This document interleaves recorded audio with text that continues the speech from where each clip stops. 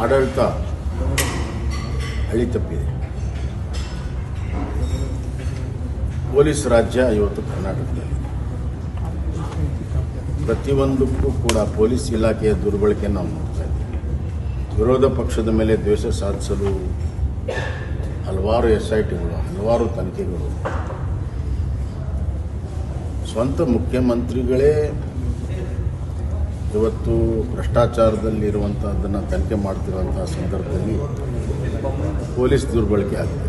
ಎಲ್ಲಿವರೆಗೂ ಮುಟ್ಟಿದೆ ಅಂತಂದರೆ ವಿಧಾನಸಭೆಯಲ್ಲಿ ಕೂಡ ಮುಟ್ಟಿದೆ. ಬೆಳಗಾವಿ ಅಧಿವೇಶನದಲ್ಲಿ ಮೊಟ್ಟ ಮೊದಲು ರೈತರ ಸಮುದಾಯ ಆದಂಥ ಪಂಚಮಸಾಲಿ ಲಿಂಗಾಯತರ ಮೇಲೆ ದೊಡ್ಡ ಪ್ರಮಾಣದ ಲಾಠಿ ಚಾರ್ಜಲ್ಲಿ ರಕ್ತ ಸೋರಿಸಿದೆ. ಇದೆಂದೂ ಕೂಡ ಆಗಿರಲಿಲ್ಲ. ಹಲವಾರು ಬಾರಿ ರೈತ ಸಂಘಟನೆಗಳು ಹೋರಾಟ ಮಾಡಿದಾಗ ಇದೇ ಪಂಚಮಸಾಲಿ ಹೋರಾಟ ಮಾಡಿದಾಗ ಕೂಡ ಆಗಿರಲಿಲ್ಲ. ಪೊಲೀಸರ ಬಳಕೆ ಭಾಳ ಒಂದು ರೀತಿಯಲ್ಲಿ ಪೊಲೀಸರ ದಬ್ಬಾಳಿಕೆಯಿಂದನೇ ಎಲ್ಲವನ್ನೂ ನಾನು ದಮನ ಮಾಡ್ತೀನಿ ಅನ್ನುವಂಥ ರೀತಿ ರಾಜ್ಯ ಸರ್ಕಾರಕ್ಕೆ, ಮುಖ್ಯಮಂತ್ರಿಗಳಿಗೆ, ಉಪಮುಖ್ಯಮಂತ್ರಿ ಇದೆ. ಈಗ ನೋಡಿದ್ರೆ ನಿನ್ನೆ CT ರವಿ ಅವರ ಬಂಧನ, ಸದನದ ಒಳಗಡೆ ಆಗಿರುವಂಥ ಘಟನೆಯ ಬಗ್ಗೆ ಅಲ್ಲಿಯ ಸಭಾಪತಿಗಳು ನಿರ್ಣಯ ಮಾಡಬೇಕು. ಆದರೆ ಅವ್ರ ಮೇಲೆ ಹಲ್ಲೆ, ಅವ್ರ ಮೇಲೆ ಗೆರವು ಹಾಕುವಂಥದ್ದು ಒಬ್ಬ ಶಾಸಕರಿಗೆ, ಅದಾದಮೇಲೆ ಯಾವುದೇ ರೀತಿಯ ತನಿಖೆ ಮಾಡದೇ ಕಂಪ್ಲೇಂಟ್ ಕೊಟ್ಟ ತಕ್ಷಣ ಅವ್ರನ್ನ ಅರೆಸ್ಟ್ ಮಾಡಿರುವಂಥದ್ದು, ಅರೆಸ್ಟ್ ಮಾಡಿ ಅವ್ರು ನಡೆಸ್ಕೊಂಡಿರುವಂಥ ರೀತಿ, ಜ್ಯುಡಿಸ್ಟಿಕ್ಷನ್ ಪೊಲೀಸ್ ಸ್ಟೇಷನ್ನಲ್ಲಿ ಅವರಿಗೆ ಅರೆಸ್ಟ್ ಮಾಡದೇ ತಪ್ಪು. ಇಂಥ ಹಲವಾರು ಪ್ರಕರಣಗಳಲ್ಲಿ ಶೋಕಾಸ್ ನೋಟಿಸ್ ಕೊಟ್ಟು ಅವ್ರನ್ನ ಕರೆದು ವಿಚಾರಣೆಯನ್ನು ಮಾಡಿ ಸಾಕ್ಷಿ ಆಧಾರಗಳ ಮೇಲೆ ಮುಂದಿನ ಕ್ರಮಗಳನ್ನು ತೆಗೆದುಕೊಂಡು ಹಲವಾರು ಪ್ರಕರಣಗಳಿದ್ದಾವೆ. FSL ಲ್ಯಾಬ್ಗೆಲ್ಲ ಕಳಿಸಿಬಿಟ್ಟು ವಿಡಿಯೋ ಆಡಿಯೋಗಳನ್ನು ಚೆಕ್ ಮಾಡ್ತಾರೆ. ಅದೇ ಯಾವುದನ್ನು ಕೂಡ ಮಾಡಿದೆ.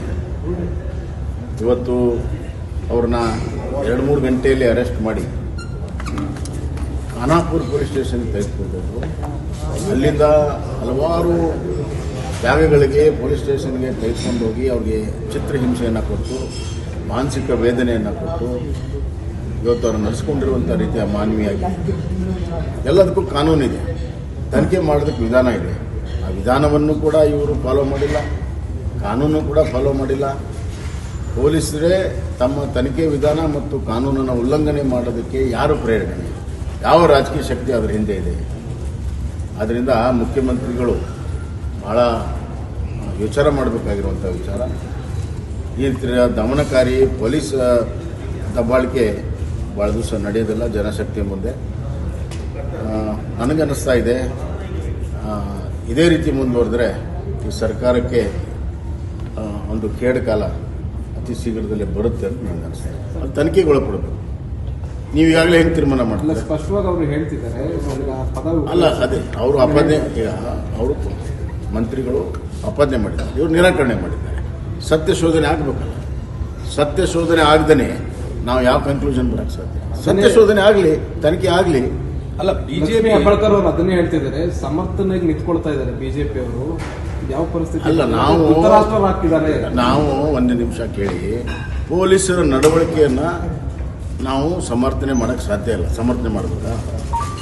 ಒಬ್ಬ ಶಾಸಕನಿಗೆ ಅಥವಾ ಒಬ್ಬ ಸಾಮಾನ್ಯ ಮನುಷ್ಯನಿಗೆ ಯಾವುದೇ ವಿಚಾರಣೆ ಇಲ್ಲದೆ, ನೋಟಿಸ್ ಇಲ್ಲದೆ ಬಂಧನ ಮಾಡಿ ರಾತ್ರೋರಾತ್ರಿ ಎಲ್ಲ ಕಡೆ ತಿರುಗಾಡಿಸಿರೋದು ನೀವು ಪ್ರೆಸ್ನವರು ಅದನ್ನು ಸಮರ್ಥನೆ ಮಾಡ್ತೀರಾ? ಹೀಗಾಗಿ ತನಿಖೆ ಆಗಲಿ, ಸತ್ಯ ಆಗಲಿ. ಅದಕ್ಕೆ ಹೇಳಿದೆ, ಹಿಂದೆ ವಿಧಾನಸಭೆಯಲ್ಲಿ ಪಾಕಿಸ್ತಾನ ಜಿಂದಾಬಾದ್ ಅಂದ ತಕ್ಷಣ ಅರೆಸ್ಟ್ ಮಾಡಿದ್ರು. ಅವ್ರನ್ನ ಇದೇ ರೀತಿ ಮಾಡಿದರೆ ವಿಧಾನಸಭೆ ಒಳಗಡೆ ನಡೆದಾಗ FSL ಲ್ಯಾಬ್ ಕಳಿಸಿ ಎಲ್ಲ ಆಗಿ ಅದು ಅಂದಿರೋದು ನಿಜ ಅಂತ ಆದಮೇಲೆ ಕ್ರಮ ತೆಗೆದುಕೊಂಡು. ಈಗ ಯಾಕೆ ಆ ಥರ ನಡ್ಕೋಬಾರ್ದು? ಅಲ್ಲ, ಅಂದರೆ ಇವ್ರು ಪಾಕಿಸ್ತಾನ ಜಿಂದಾಬಾದ್ ಅನ್ನುವಂಥದ್ದು ಭಾಳ ಹತ್ತಿರ ಆಯಿತು, ಇವ್ರಿಗೆ ಭಾಳ ಪ್ರಿಯ ಆಯಿತು. ಆದ್ದರಿಂದ ನಾವು ತನಿಖೆ ಆಗಲಿ, ಸತ್ಯ ಬರಲಿ, ಆಮೇಲೆ ಕಾನೂನು ಪ್ರಕಾರ ಕ್ರಮ ಆಗಲಿ. ಅದನ್ನು ಎರಡನೇ ಮಾತಿಲ್ಲ. ಆಗಿದ್ರೆ ಅನ್ನೋಂಥ ಪದ ಆದ್ರೂ ಇಟ್ಕೊಂಡು ಖಂಡಿಸ್ತಾ ಇಲ್ವಲ್ಲ ಬಿಜೆಪಿ ಅವರು ಅನ್ನೋದು ಕಾಂಗ್ರೆಸ್ನವರ ಅಲ್ಲ. ಮಾತಾಡಿದ್ರೆ ಅಲ್ಲ, ಅವ್ರು ನೋಡಿ, CT ರವಿ ಅವರು ಬಹಳ ಸ್ಪಷ್ಟವಾಗಿ ನಿರಾಕರಣೆ ಮಾಡಿದ್ದಾರೆ. ಅವರು ಅಪಾದನೆ ಮಾಡಿದರೆ ನಿರಾಕರಣೆ ಮಾಡಿದ್ದಾರೆ. ಸೊ ಸತ್ಯ ಎಲ್ಲಿದೆ ಅನ್ನೋದನ್ನು ಸೂಚನೆ ಆಗಲೇಬೇಕಲ್ಲ. ನಾವು ಮಾತಾಡ್ತಿರೋದು ನ್ಯಾಯಸಮ್ಮತವಾಗಿ. ನಾವು ತನಿಖೆ ಬೇಡ ಅಂದಿದ್ರೆ ಅದು ಮಾತಾಡಿ, ತನಿಖೆ ಆಗಲಿ ಅಂತ ಹೇಳ್ತಾ ಇದ್ವಿ. CT ರವಿ ಕೂಡ ತನಿಖೆ ಆಗಲಿ ಅಂತ ಹೇಳ್ತಾ ಇದ್ದಾರೆ. ಆಮೇಲೆ ಹಿಂದೆ ಇದೇ ಥರ ಪ್ರಕರಣಗಳು ವಿಧಾನಸಭೆಯಲ್ಲಿ ನಡೆದಾಗ ಯಾರೂ ಕೂಡ ಪೊಲೀಸ್ ಸ್ಟೇಷನ್ಗೆ ಹೋಗಿರಲಿಲ್ಲ. ವಿಧಾನಮಂಡಲದ ಒಂದು ಸಮಿತಿಯನ್ನು ಮಾಡಿ ಅಲ್ಲಿ ತನಿಖೆಯನ್ನು ಮಾಡಿ ಆ ರಿಪೋರ್ಟ್ ಆಧಾರದ ಮೇಲೆ ಮುಂದೆ ಕ್ರಮಗಳನ್ನು ತೆಗೆದುಕೊಂಡಿದ್ದೀವಿ. ಇಂಥ ಹಲವಾರು ಪ್ರಕರಣಗಳಿದ್ದಾವೆ, ನಾನು ಅದನ್ನು ಹೆಸರು ಹೇಳಕ್ಕೆ ಹೋಗೋದಿಲ್ಲ. ಹಂಗಿರುವಾಗ ಇದು ಏಕಾಏಕಿ ಪೊಲೀಸ್ ಸ್ಟೇಷನ್ ಕೊಡೋದು, 3 ತಾಸೆಲ್ಲ ಅವ್ರನ್ನ ಅರೆಸ್ಟ್ ಮಾಡೋದು, ಊರೆಲ್ಲ ಸುತ್ತಿಸೋದು, ರಾತ್ರೆಲ್ಲ ನಿದ್ದೆ ಇಲ್ದಂಗೆ ಸುತ್ತಿಸುವಂಥದ್ದು ಯಾವ ಕಾನೂನಲ್ಲಿ ಬರೆದಿದ್ದಾರೆ? ಹಂಗೆ ಯಾವ ಸೆಕ್ಷನಲ್ಲಿ ಹಂಗೆ ಬರೆದಿದ್ದಾರೆ ಎಲ್ಲ ಕಡೆ ಸುತ್ತಿಸ್ಬೇಕು ಅಂತ?